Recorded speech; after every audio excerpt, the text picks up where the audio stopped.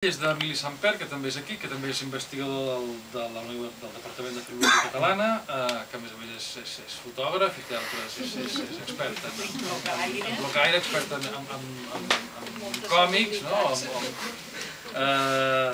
que té moltes habilitats, que fa una aportació particularment interessant, jo crec, per les persones de Tarragona, perquè estudia, i per tant, la majoria dels que som aquí, perquè estudia, diguéssim, la presència, diguéssim, de Jaume I a la ciutat.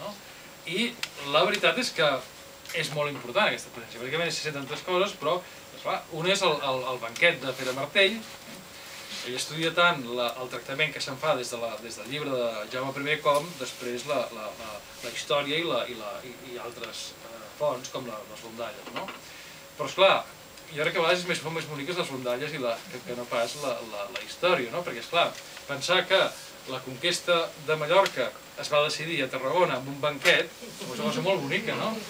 I a més resulta que es van anar engrescant, no? I al final diuen, som-hi, no? I fins i tot que els criats els van guardar el vi i el pa quedava per quan tornessin per poder celebrar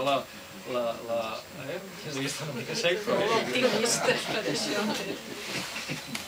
Un altre motiu, diguéssim, que tracta l'Emili és el dels orígens del nom de la platja del Miracle. Hi ha una llegenda relativa a Jaume I que el que explica és que el nom de Miracle té a veure amb un miracle que es va produir quan va tornar de la conquesta de Mallorca, que hi va haver una tempesta i va desbalsar totes les naus, o unes quantes, no recordo exactament, i la idea és que si allò hagués passat potser 20 minuts abans o mitja hora abans, doncs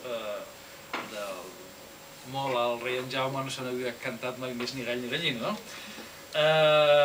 És interessant també perquè té a veure amb una cosa que també és molt popular, que és el buscar origen als noms de les coses, no? Com després hem sabut, o sabem, o se sap, o ja se sabia, diguéssim, que en realitat el nom no ve d'aquí, no? El nom de Platja del Miracle, de fet tampoc se sap d'on ve, tot i que hi ha aquestes hipòtesis, però el que se sap és que hi havia una església del Miracle anterior al desembarcament de Jaume I, no? Per tant, no pot ser que el nom vingui d'allà, no? Però, en fi, si no, és bonic. I l'últim tema que tracta... Bé, n'hi ha dos més, el tema